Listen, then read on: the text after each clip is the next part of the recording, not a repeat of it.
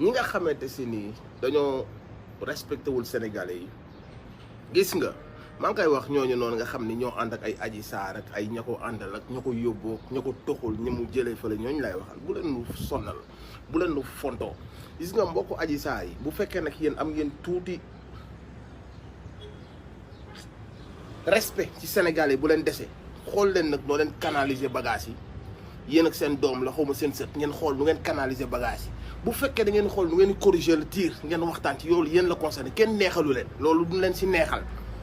kenn du leen ci neexal mais su fekkee que ni yéen da ngeen xool nu ngeen corriger tooñ yi ngeen tooñ Sénégalais yi kàcc yi ñu dugal seen doom boobu noonu xawma seen sët mu dugg ci ba sunu 14 doom dee ci dañoo bëgg nag bii paa ngeen bàyyi nag di jël paaka bi di ko remuer encore gis nga bu leen nu sonal gis nga seen wax yu ñàkk fayda yi ngeen dugaloon Sénégal indi fii ay waxu yu ñàkk fayda fexe ba ay nit dee si il va falloir que un moment donné nag ngeen jël seen ay responsabilité ak un peu de respect ngeen amal ko Sénégalais yi gis nga seen waxu viol yooyu ngeen fi waxoon jamono ji ñu wees te Sénégalais bi gën a ndaw xam ka ni da ngeen di fen da ngeen di kàcc da ngeen di tëgg seen complot seen dëgg sërxal pour takkal ak nit gis nga nag kàcc yooyu noonu mu jur na fukki bakkan ak ñeent yu ci daanu mu yàq lu bëri ci alalu nit ñi am lu bëri lu mu yàq ci Sénégal il va falloir un moment nag yéen ngeen jël seen ay matuwaay ngeen xalaat ngeen respecter un peu Sénégalais bàyyi leen couteau bi ngeen di jël mu am ay marionnettistes yu nekk si ginnaaw di leen utiliser pour ngeen gën a jam paaka bi y a eu 14 morts gis ngeen seen waxu viol boobu noonu foo ko wax ci àdduna bi nit ñi dañ ñuy rey parce qu'on est ridicule avec ça gis nga am na sax ñenn ci Sénégalais yi ñu leen xawoon a waaw jàppale tuuti parce que comme da ngeen a bàyyi woon seen benn stratégie de communication tudd ab état de grossesse loolu da doon permettre ñenn ñi nga xam ne dañoo xaw a naïf amoon benn genre doute amoon na ñu am donte sax xam nga da nga naan ko xel nangu mais amoon nañ ci ñu ci am sax benn genre doute moo leen xaw a may temps bi ngeen bëggoon a gagné mooy boobu ak léegi nit ñaa ngi naan peut-être dëgg la peut-être du dëgg peut-être kii daa ëmb sax peut-être daal yi mais gis ngeen loolu bu xasee ba jàll il va falloir nag ngeen jox respect Sénégalais yi ngeen xoolaat seen taxawaayu démb ak bu tey du mën a bokk parce que aussi seen waxu viol boobu da ngeen koy jël ngeen teg ko ne la ci côté ca àll ba ngeen koy teg parce que amul Sénégalais bi gën a ndaw ci Sénégalais yi amul Sénégalais bi gën a ñàkk fayda bi gën a ñàkk xel Sénégalais yi bu jël seen wax jooju au sérieux ay waxu dañ maa violé benn député bu ñëpp xam bu respectable moo fa ñëw indi ñaari fetal violé ma 2 fois demaat violé ma fu may violé sama ko ñi ma bokkal kii bi ñu ngi woon ci couloir bi mu ngi xam nga seen wax yooyu noonu aussi il fallait vraiment ngeen def forcing yàpp Sénégalais yi def benn forcing boo xam da ngeen ne ah wut nañ ko ba léegi mënuñoo dagg bopp bi bii paa nag mënuñoo bàyyi mu jàll maanaam c'était trop gros su fekkoon am ngeen ñu am xel da ngaan leen nañ ko bàyyi ba jekkuwaat ko bii baaxul mais comme vous avez foncé dans ça et il faut Sénégalais yi xam que ne ñi ciy tudd dans tout ça ce sont tous des racailles ñi ciy tudd ce sont des drogués ñii ce sont des lesbiennes ñii ce sont des bisexuels ñii ce sont des drogués yoo xamante si ni xam nañ leen ñeneen ñi ay takk suuf lañ leen dégg ñeneen ñu dégg leen ay avocats yoo xamante si ni xamante nañ ak ñi ñu xamanteel ñëpp xam nañ ñii tudd dans tout ça ce sont des vauriens ñooñu ñoo tëgg lii nii moo waral Sénégalais yi fukki Sénégal ak ñeent dee ci ay bisexuel ay toxkatu bon drogue ay nu tudd ay drogué cercle boobu ay sàcc yoo xam ne si jàpp nañ leen ci ay milliards ak d'autres gens ñoo nekkoon autour de tout ça donc ils ont foncé dans leur connerie xëcc début bi ñu noppi ne duñ ci wax nan noppi rek daal di bàyyi mu nekk benn simple plainte mu affaire bi ëpp leen doole léegi nag ñu génn ci médias yi fay seen yenn médias ak seen yenn journalistes ñuy xam ba di xam ba affaire bi jël forme mu am 14 Sénégalais yu dee. il faut que Sénégalais yi xam ni mag ñi sëriñ si intellectuels yi ñu nekk ci dëkk bi que la gën a ndaw ba ka ca nekk ca village ba il faut ñu comprendre que dans cette affaire toutes les personnes qui tournent autour ce sont des drogués des voleurs de milliards des bisexuels des lesbiennes ak ay toxicos yoo xamante si nii ñëpp xaman nañ leen ay mbiru drogue bu ñu sonal nag affaire yi daf ñuy waaj a soof Sénégalais yi talatuñ seen wax yu ñàkk fayda yooyu noonu dëkk bi lekkuñu naanuñu sonn nañu borom diplôme yaa ngi taxawalu amuñu xëy àll bi mbay mi baaxul nit ñi xiif nañu amuñu sécurité njàng mi doxul hôpitaux yi doxul bu leen ñu ñëwaat nag dinu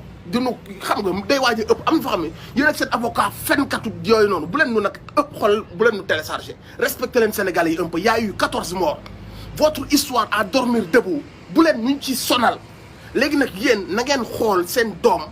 ngeen xool naka ngeen canaliser cette histoire ëpp na leen doole ba noppi ëpp leen doole ngeen naan non aw ma woon sécurité fii dañ may waaj a rey kan moo leen di waaj a rey yéen ngeen kàcc seen kàcc yoo xam ne même xar yeeg janax yeeg ginaar yi ak bëy yi xam nañ que ni ay waxi golo la ngeen jàkkaarloog Sénégal yi wax leen ko.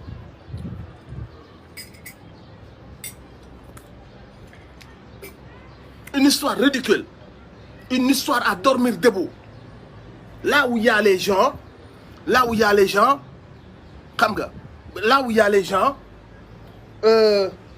les commenceuses, la propriétaire, les enfants, il y a une personne qui vient avec 2 armes, qui menace, qui viole les gens, demat kërëm ñëwaat ca ngoon ga ki ñu violé yor ay téléphone am di fecc di snap affaire yi di nice ñu dem xoole ay avocat ne ko nan laa koy gérer keneen ki ne non demoon nañ gendarmerie ñu ne nan dem defaat beneen keneen ki ne non maa bind plainte yu ñàkk fayda.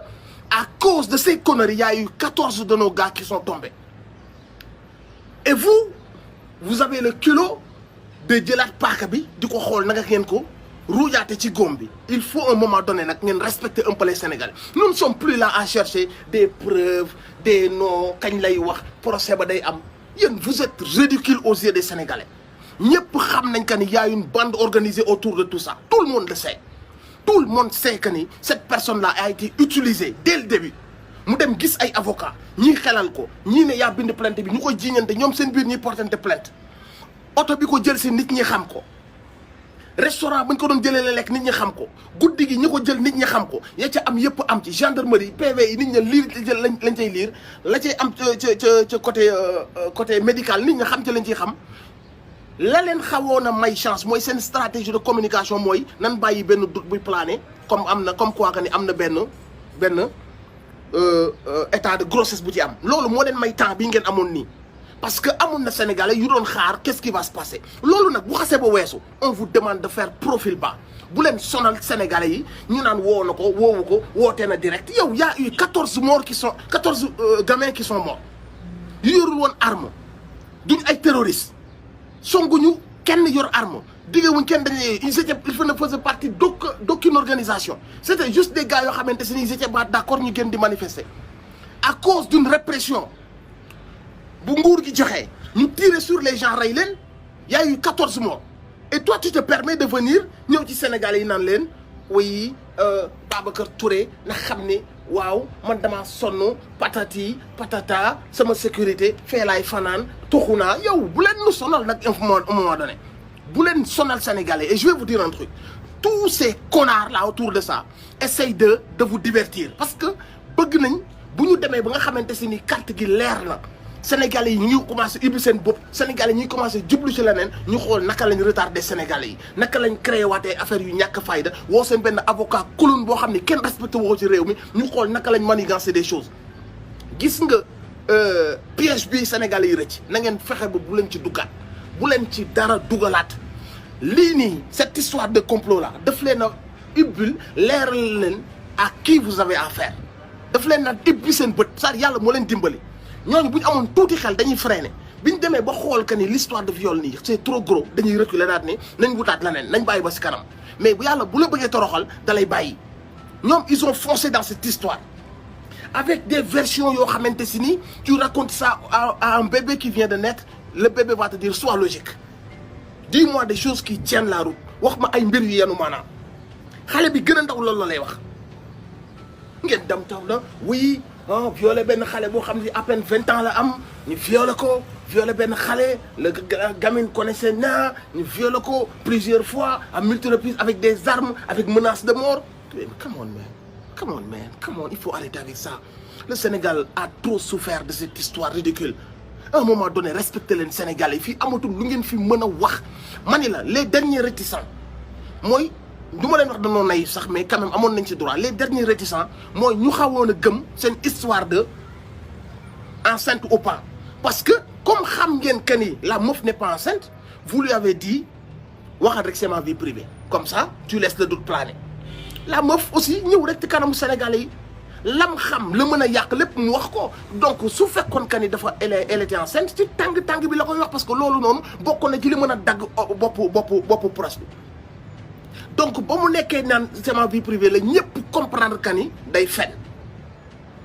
mais loolu duñ ko day am ñoo xam ne duñ ko comprendre donc ñoom ils ont laissé planer ça parce que loolu moo leen doon permettre ci 8 mois yi ñu nekk ñu mën a calomnier ñu mën a jouer sur ça. Ah le bébé va naître, ah elle est enceinte wala bu Ousmane amee benn code bu baax Sénégal yëpp naw ko rek ñu nëgëm yàgg rek daal di dugal ci seen site yi. Ah elle a accouché, elle a pas accouché bu ko defee doute bi daal di yëngatuwaat yéen vous savez benn temps boobu ngeen amoon pour jouer avec les Sénégalais ce temps là a écoulé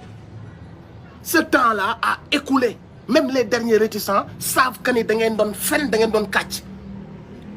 la seule chose bu leen doon mën a dimbali mooy na ngeen da ngeen enceinte oui on est enceinte patati patata ça c'est démonté qu'est-ce que vous allez nous dire maintenant